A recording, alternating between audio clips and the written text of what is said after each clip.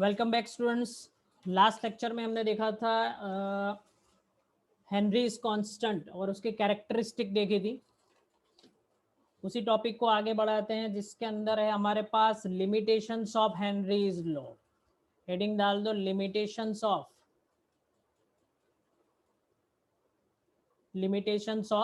Henrys law. तो Henry's law बहुत ही इंपॉर्टेंट है। उसके ऊपर से जेई नीट के अंदर बहुत सारे कॉन्सेप्चुअल क्वेश्चंस आते हैं, तो याद रख लेना, बहुत ही इंपॉर्टेंट टॉपिक है। लिमिटेशंस ऑफ हेनरीज लॉ, ठीक है। लिमिटेशंस ऑफ हेनरीज लॉ में सबसे पहला first, Henry's law is valid. यहाँ पे कॉमन लिख लेते हैं, Henry's law is valid under following conditions.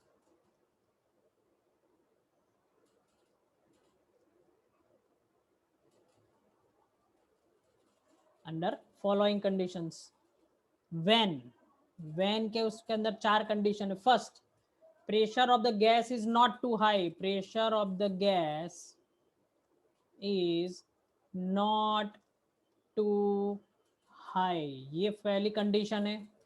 ये सारी लिमिटेशन याद रखना है। तो अगर प्रेशर अगर ज़्यादा होगा तो हेनरीज लॉ को फॉलो नहीं करेगा, उसमें कुछ डेविएशंस आ सकते हैं, ठीक है।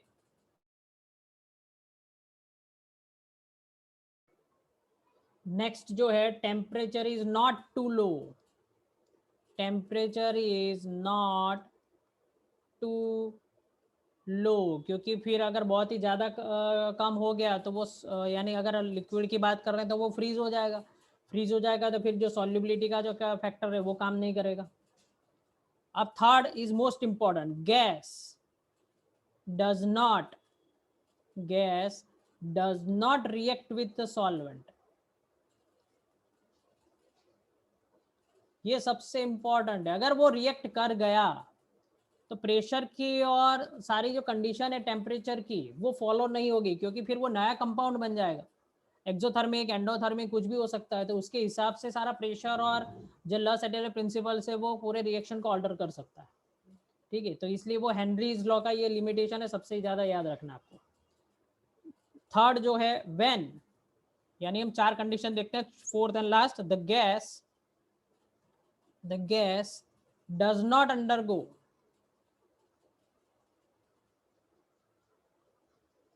डिसोसिएशन और association. Does not undergo dissociation और एसोसिएशन इन द सॉल्यूशन। अब ये क्या होता है देखते हैं, आगे भी से हम पढ़ने वाले हैं, पर अभी शॉर्ट में आपको बता देता हूँ। डिसोसिएशन क्या होता है, जैसे मैंने एक सॉल्ट लिया AB, तो ये उसका डिसोसिएशन हो गया, ठीक है। और अगर मैंने एक सॉल्ट लिया जैसे A+B, और एसोसिएशन किसको कहते हैं देखते हैं, देखो जरा। अगर मैंने समझ लो n मोलिक्यूल्स ले ली A के, तो वो A ही एक दूसरे के साथ ज्वाइंट होके एक ऐसा मॉलिक्यूल बना देगा AN, उसको हम क्या कहते हैं, एसोसिएशन। और ये क्या है, डिसोसिएशन। अगर एसोसिएशन और डिसोसिएशन होता है तो एक टाइप से हम बात कर सकते हैं यहाँ पे भी रिएक्शन ही हो रहा है। तो पहले भी हम पढ़ चुके हैं कि गैस डज नॉट रिएक्ट, ठीक है। तो ये कोई रिएक्शन नहीं होना चाहिए, यानी टोटली क्या होना चाहिए, जो गैस जो है वो सॉल्वेंट के साथ रिएक्ट बिल्कुल नहीं होना चाहिए। ना तो डिसोसिएशन होना चाहिए ना एसोसिएशन होना चाहिए, तभी तभी XB is directly proportional to PV, ये हेनरीज का लॉ फॉलो होगा, ठीक है। क्योंकि यहाँ पे फिर नंबर ऑफ मोल्स और लॉ-एटल प्रिंसिपल उस रिएक्शन को पूरा ऑल्टर कर सकते हैं, फॉरवर्ड बैकवर्ड हो सकता है, तो उसके हिसाब से सॉल्युबिलिटी भी ऑल्टर हो सकती है। इसलिए ये चारों कंडीशन अगर जब फुलफिल होगी तभी हेनरीज लॉ फॉलो होगा। अगर इसमें से एक भी चेंज हो गया तो हेनरीज लॉ फॉलो नहीं होगा। This is the most important, ठीक है। उसके बाद जो नेक्स्ट जो है that is applications of Henry's law. अब आप कहोगे सर एप्लीकेशंस क्यों पढ़ना है, क्योंकि तभी आपको समझ में आएगा कि हेनरीज लॉ कहाँ पे अप्लाई होता है। बहुत इंटरेस्टिंग है applications of Henry's law. NEET वालों के लिए सबसे ज़्यादा इंपॉर्टेंट है और इंजीनियर के लिए भी। Applications of Henry's law. देखो फर्स्ट जो है इन सॉफ्ट ड्रिंक्स, वो हम पढ़ चुके हैं। क्यों सॉफ्ट ड्रिंक में कैसे, सॉफ्ट ड्रिंक में कैसे, तो सॉफ्ट ड्रिंक में क्या होता है, CO2 होता है। CO2 अगर हाई प्रेशर करेंगे तो सॉल्युबिलिटी क्या होती है, सॉल्युबिलिटी क्या हो जाती है, इंक्रीज होता है। सपोज ये समझ लो आपकी सोडा की बॉटल जो है, आप बाजार से जो लेके आते हो, शेप पे मत जाना, ठीक है, ये आपकी पेप्सी की बॉटल जो है, वहाँ पे देखो, तो अगर यहाँ पे हम क्या लगा के रखते हैं, वो बहुत ही प्रेशर करके वहाँ पे कॉइन लगा रखा है, ठीक है, अंदर ज़्यादा प्रेशर है। जैसे आप कॉइन को ओपन करोगे, यहाँ पे इस कॉइन को अगर आपने ओपन किया तो प्रेशर क्या हो जाएगा, डिक्रीज हो जाएगा। जब भी प्रेशर डिक्रीज होगा तो आप देख सकते हैं कि यहाँ से CO2 के बबल्स निकलना चालू हो जाएंगे। तो इसका मतलब क्या हुआ कि उनकी सॉल्युबिलिटी क्या हो रही है, सॉल्युबिलिटी क्या हो रही है, डिक्रीज हो रही है। जैसे ही प्रेशर डिक्रीज करेंगे, ठीक है, तो सॉल्युबिलिटी क्या हो जाएगी, इंक्रीज हो जाएगी।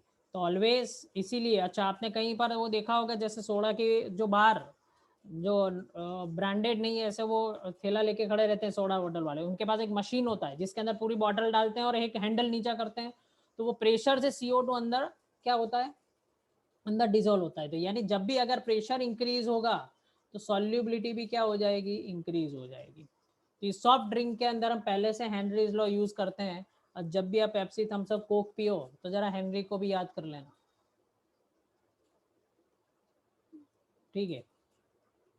चलो नेक्स्ट, अच्छा यहाँ पे एक चीज और है, देखो कि सपोज आपने पेप्सी की बोतल 1 लीटर की घर पे लेके आया, 1.5 लीटर की घर पे लेके आया, उसमें से आपने आधी बोतल खाली कर दी, ठीक है, समझ लो ये आपने आधी बोतल खाली कर दी। फिर आपने वापस उसके ऊपर ढक्कन लगा दिया, बहुत ही टाइट, बिल्कुल टाइट ढक्कन लगा दिया। आपने सोचा होगा कि भाई अब तो जैसी पहली बार मुझे स्ट्रॉन्ग सोडा मिली थी ऐसी दूसरी बार मिलेगी, दैट इज नॉट पॉसिबल। क्यों, क्योंकि जब भी आपने ढक्कन बंद किया था तो यहाँ पे तो एयर थी, यहाँ पे क्या थी, एयर। अब जो CO2 आप जानते हैं इक्विलिब्रियम फिर से एस्टैब्लिश होगा, ये आपको पहले भी सिखा चुका हूँ मैं। यहाँ पे इक्विलिब्रियम फिर से एस्टैब्लिश होगा, तो इक्विलिब्रियम एस्टैब्लिश होगा तो क्या होगा, तो यहाँ से जो गैस जो है वापस इसके अंदर जाएगी, क्योंकि यहाँ पे हाई कॉन्सेंट्रेशन है, जो अपनी कोक है वहाँ पे, और ये खाली जगह है वहाँ पे क्या है, लो कॉन्सेंट्रेशन है। तो ऑलवेज CO2 कहाँ पे जाएगा, हाई टू लो कॉन्सेंट्रेशन जाएगा, यानी आपने ढक्कन बंद भी कर दिया है तो यहाँ का जो CO2 है जो पहले डिजोल्व था वो थोड़ा सा रिलीज होके कहाँ पे जाने वाला है, ये जो एम्प्टी पार्ट है वहाँ पे चला ही जाएगा। और जब भी दूसरी बार आप यहाँ से ओपन करोगे तो ये गैस तुरंत ही उड़ जाएगा। तो यानी दूसरी बार आप कुछ भी कर लो, कुछ भी कर लो, जैसा स्ट्रॉन्ग सोडा, स्ट्रॉन्ग आपको टेस्ट जो पहली बार मिलने वाला है CO2 का, ऐसा दूसरी बार कभी नहीं मिला, कितना भी आप ढक्कन लगा लो, राइट, ठीक है। चलो नेक्स्ट देखते हैं, इन सी डाइविंग, बहुत ही इंपॉर्टेंट है, देखो सी डाइविंग, सी डाइविंग यानी स्कूबा ड्राइवर्स। स्कूबा डाइवर्स क्या करते हैं, तो वो उनके पास एक सिलेंडर ले जाते हैं, आपको मालूम है वो क्या ले जाते हैं, एक सिलेंडर ले जाते हैं। अब सिलेंडर ले जाते हैं तो क्या होता है कि देखो जैसे जैसे हम अंडर वाटर जाते हैं, ठीक है, जैसे जैसे हम अंडर वाटर जाते हैं तो प्रेशर क्या हो रहा है, इंक्रीज हो रहा है, ठीक है। प्रेशर अगर इंक्रीज होगा तो क्या होगा, प्रेशर अगर इंक्रीज होगा तो according to Henry's law, gases जो हमने ब्रीदिंग लिया, देखो जब ब्रीदिंग करते हैं तो हमारे पास O2 और N2 दोनों जाता है। जब हम ब्रीथ करेंगे, जैसे आपने बाहर पानी में से डुबकी लगाई तो आप बाहर से लंबी सांस लेके जाओगे तो उसके अंदर O2 और N2 दोनों आएंगे, ठीक है। जैसे जैसे आपने पानी में डुबकी लगा दी तो प्रेशर क्या हो रहा है आपका, अंदर जैसे जाओगे तो प्रेशर इंक्रीज हो रहा है। अब प्रेशर इंक्रीज हो रहा है तो कोई प्रॉब्लम नहीं है, तो अच्छा ही है कि सॉल्युबिलिटी डिक्रीज, सॉल्युबिलिटी क्या होगी, इंक्रीज होगी हेनरीज लॉ के लिए। तो हमारा O2 जो है ब्लड के अंदर अच्छे से डिजोल्व होगा। बट अब क्या हो रहा है, जैसे ही O2 सारा यूज्ड अप हो गया, क्योंकि जैसे जैसे नीचे जाएंगे हमने ऑक्सीजन ले लिया, O2 यूज्ड अप हो गया। अब जरा ध्यान से समझना, अब बचा क्या, खाली N2 बचा, ठीक है। अब जब स्कूबा ड्राइवर्स क्या आते हैं, सरफेस के ऊपर आते हैं, सरफेस के ऊपर जैसे जैसे ऊपर आते जाएंगे तो प्रेशर क्या हो रहा है, डिक्रीज हो रहा है। अगर प्रेशर डिक्रीज हो गया तो क्या होगा, सॉल्युबिलिटी, सॉल्युबिलिटी भी क्या होगी, डिक्रीज होगी। अब ये सारा N2 और O2 कैसे हमारे बॉडी के अंदर ट्रांसफर होता है, जो ड्यू बाय ब्लड वेसल्स, ठीक है, जो ब्लड कैपिलरीज है हमारी, वो उसके थ्रू डिजोल्व होता है, उसके थ्रू सारा ट्रांसफर होता है। तो वो O2 तो क्या करेगा, जैसे ये ब्लड कैपिलरीज यहाँ तक आई, ये सेल है हमारा, तो उसने यहाँ पे O2 तो ट्रांसफर कर दिया, ये O2 अंदर चला गया। अब N2 तो यहाँ पे पड़ा रहा, ठीक है, ये समझ लो ब्लड कैपिलरीज है, तो O2 तो अंदर गया, पर N2 यहाँ पे पड़ा रहेगा, क्योंकि N2 की हमारे सेल को ज़रूरत नहीं है। तो O2 हो गया, बाकी N2 और N2 क्या बचा, ऐसे ही कैपिलरीज में बचाएगा। जब जैसे जैसे वो स्कूबा ड्राइवर्स ऊपर आता जाएगा तो प्रेशर डिक्रीज होगा, प्रेशर डिक्रीज होता है, सॉल्युबिलिटी डिक्रीज होगी। आप समझ लोगे आपको पानी में बबल्स क्यों दिखते हैं, क्योंकि वो गैस पानी के अंदर डिजोल्व नहीं हो रहा है, इसलिए वो बबल्स निकलते हैं। तो यहाँ पे भी ऐसा होगा, जैसे जैसे वो ऊपर आता जाएगा तो N2 की सॉल्युबिलिटी डिक्रीज होगी, तो यहाँ पे N2 के ब्लड कैपिलरीज के अंदर N2 के क्या बनेंगे, बबल्स बनना चालू हो जाएंगे। क्या बनना चालू हो जाएंगे, बबल्स। अगर N2 के बबल्स बनना चालू हो गए तो हमारी कैपिलरीज जो है, जो ब्लड कैपिलरीज है, वो टोटली क्या हो जाएगी, ब्लॉक हो जाएगी, ठीक है। और ब्लॉक अगर हो गई तो क्या हो सकता है, आपको मुझे कहने की ज़रूरत नहीं है, क्योंकि हमारे माइंड के साथ हमारा टोटली कनेक्शन ही लॉस्ट हो जाएगा, क्योंकि यहाँ से ना तो O2 जा सकता है, यानी ये बबल्स बनते जाएंगे, जैसे जैसे बबल्स बनते गए, ठीक है, तो टोटली कैपिलरीज ब्लॉक हो जाएगी, ब्लड मिलना बंद हो जाएगा, ब्लड सप्लाई बंद हो जाएगा हमारे माइंड को, ठीक है। इसको इसको याद रख लेना, लिख लेना, इसको मेडिकल टर्म्स में कहते हैं बैंड्स।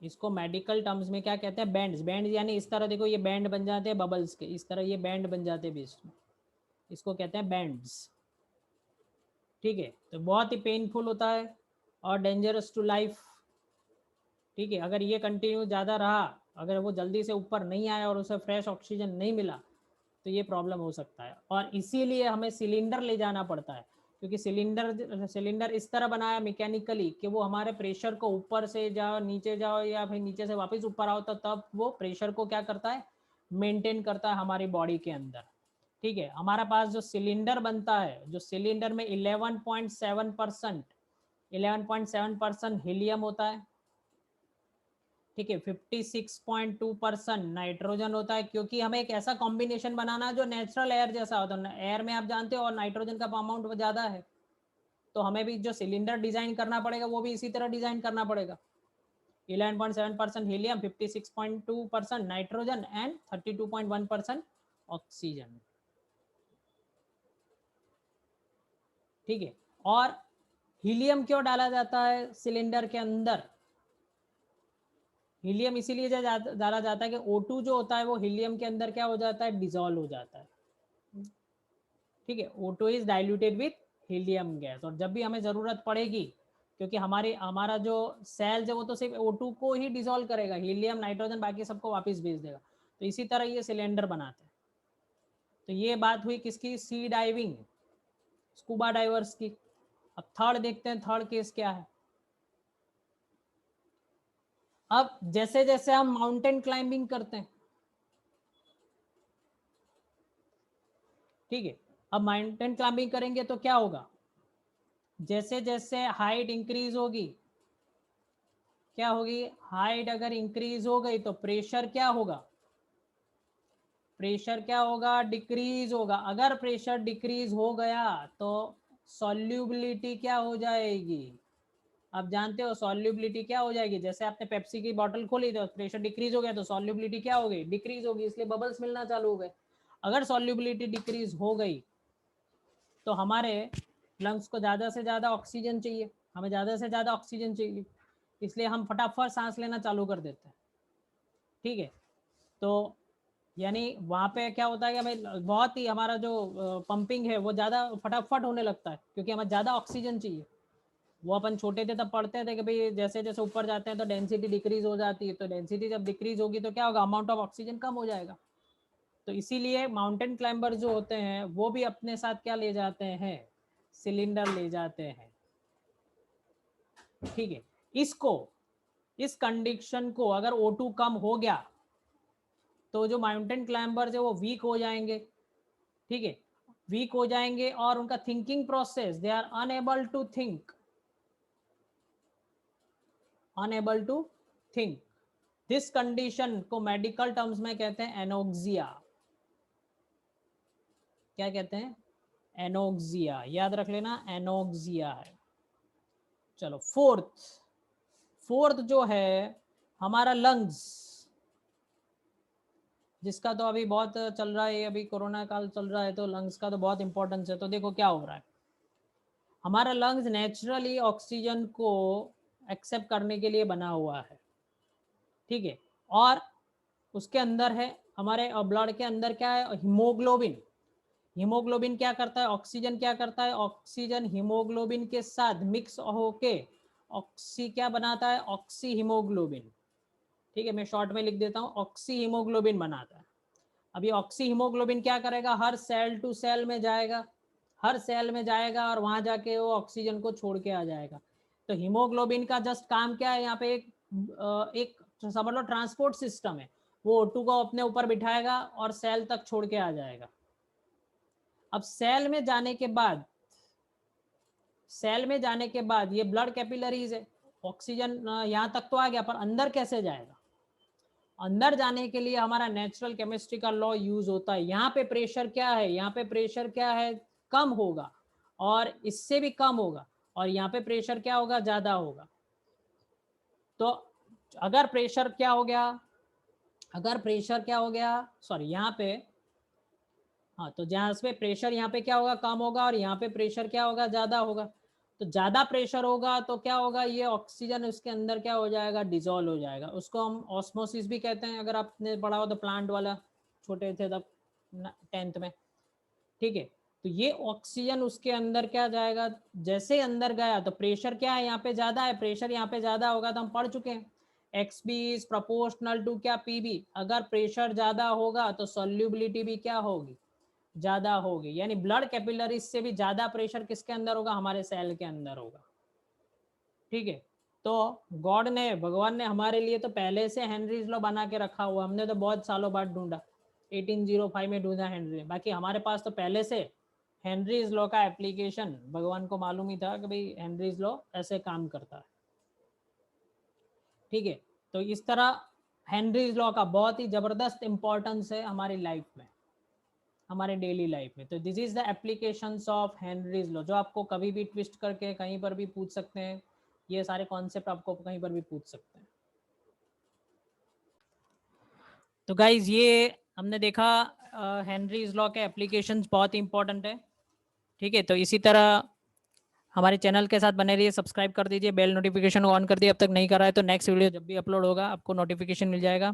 और अपने फ्रेंड्स के साथ शेयर करें, और कमेंट बॉक्स में हमें अच्छे अच्छे कमेंट्स लिख दीजिए। Thank you very much, goodbye students.